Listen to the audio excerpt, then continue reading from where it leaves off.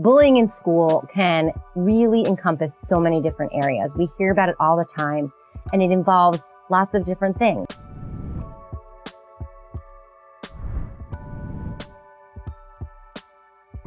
From social bullying, which can be in between relationships, gossip, being excluded from an activity or a party very intentionally.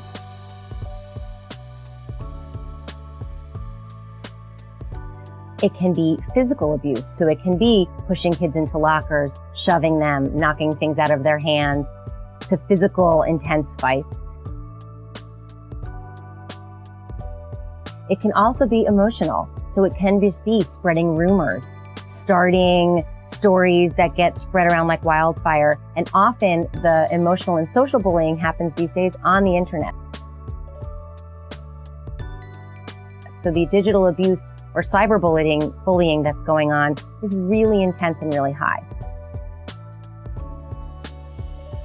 So anything that is beyond just the typical teasing and really into how can I hurt this person or pick on the person that's lesser than me because I believe that they are in some way, falls into the heading of bullying.